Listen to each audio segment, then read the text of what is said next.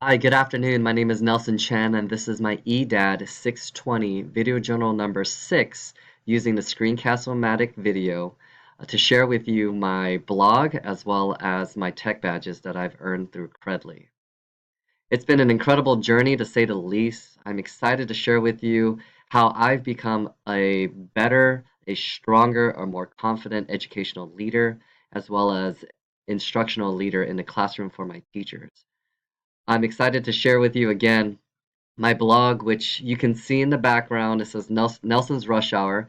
As you can probably tell, Rush Hour was my favorite movie growing up, so I decided to use that as my title.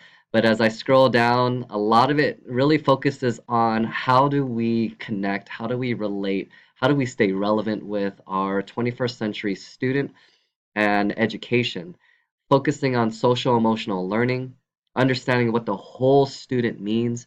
Our school district does a very good job in understanding that it's not one or the other with academics or extracurricular activities, or if it's a high-end student, a middle student, or someone that is a unique learner.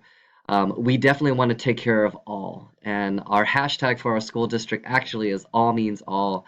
And I'm very proud to be part of this school district. I'm very proud to be part of this administration at my high school.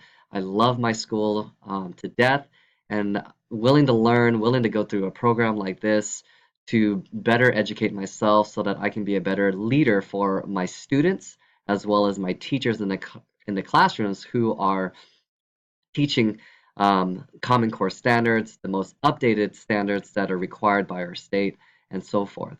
So let me begin by sharing some of the things that I've talked about with the blueprint to success, understanding what our school district is asking and requiring our high school so that I could better articulate their message and diluting it and strategically planning it and um, how we roll out a certain plan to our teachers so that their anxiety and their stress levels stay low and their morale stays high. Understanding, are we the problem? Are we too stubborn to change for our students, our community? As teachers, as instructional leaders, as administration, are we stuck in our own ways? Are we stuck in the old ways of not willing to learn and evolve to what is needed in the 21st century students, and how do we connect with them through technology? How do we advance ourselves through professional development to stay relevant in the eyes of the students?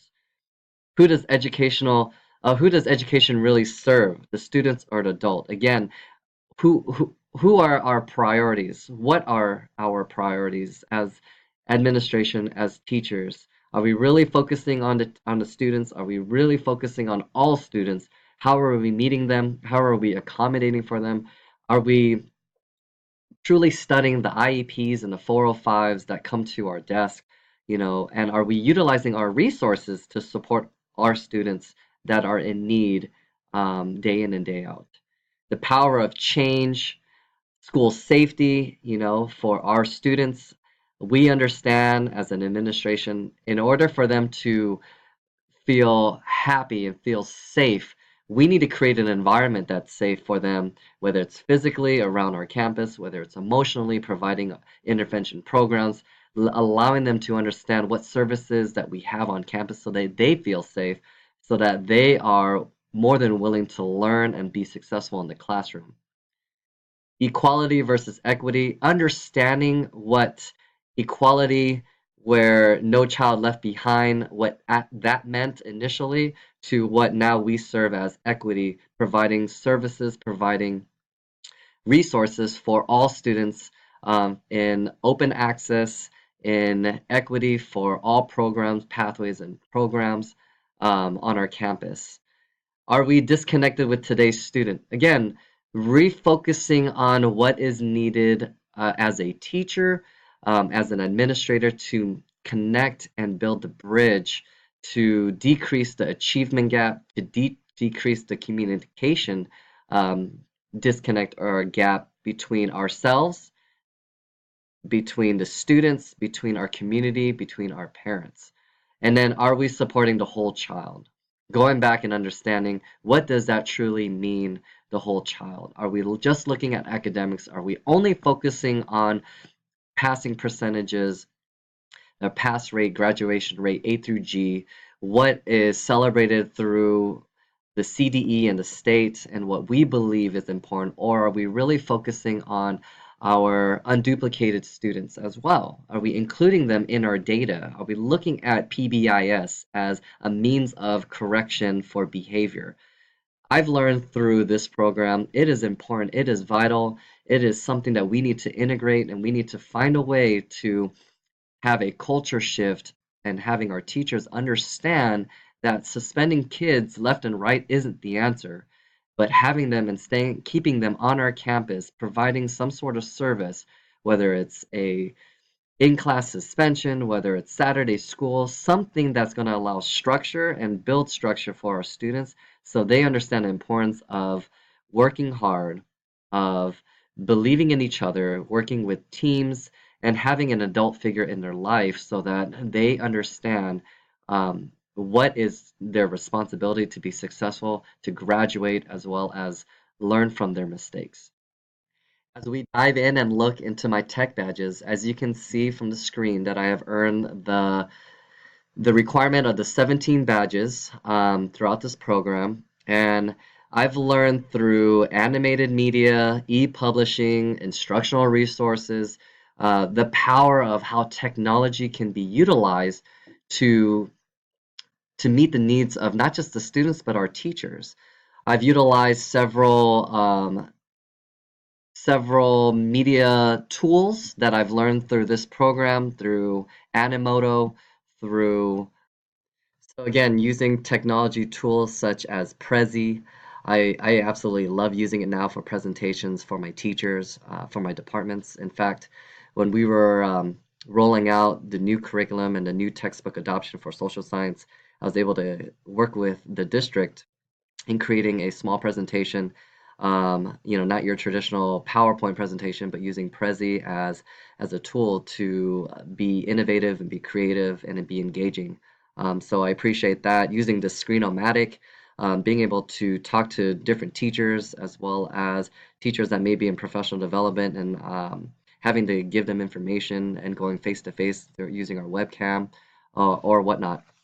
Using Google Slides, again, you know, doing what I was comfortable with, you know, was something that I was okay with. But having going through this program and networking and connecting and collaborating with several of our classmates through our webinar sessions, um, I've gotten really comfortable with Google Slides, Google Classroom, Google Docs, being able to share information that way. And I love it because that's what I'm utilizing now with my teachers as they're using it to teach their students and implementing that in their curriculum as well as their instruction. Remind 101, using Google Hangout. I know Google Hangout's a great tool as well to stay connected with our teachers, to stay connected with our students. If there is a change in homework assignments, students may not be connected to our website or looking at our website at a time, but being able to communicate with them that way has also helped with being transparent in our communication as well as being more effective as a teacher to a student or as an administrator to a teacher. And then again, these tech badges, what a wonderful way to celebrate our teachers and the hard work and the diligence and the dedication that they put throughout the year. I think it's a fantastic way to celebrate them, to make them feel respected and feel valued. Um, and I love it too, just because it reminds me how important it is to show courtesy, to show love, to show passion, and how and where I began as a teacher, and what my admins shared with me to motivate me and to allow me to grow as a professional and ultimately lead to where I am today as a second year dean at my high school. And one last piece I would like to share with the tech badges and what it has allowed me to learn and be more comfortable with is the whole data collection and understanding and finding the value in qualitative data and knowing how to extract and articulate the importance of percentages and research, evidence-based research, and being able to share that with my crowd or with whoever I'm presenting in front of. Um, and so I am very happy with the opportunity to use these tech badges, as you can see, learn from them and utilize them, and be able to teach others the importance of staying relevant and being, evolving with education through technology, and just motivating those and inspiring those that are also willing to learn and wanting to learn. So as I wrap things up for video journal number 6, um, I just wanted to again thank you for this wonderful experience. I hope to continue to learn as an educational leader, looking at evidence-based research, looking at data, understanding technology and its importance to not only stay connected with our students, but to motivate and inspire and to enlighten our teachers who may also need some brush up when it comes to technology. I will make another video that's going to talk about my progress with the understanding of the International Society for Technology and Education.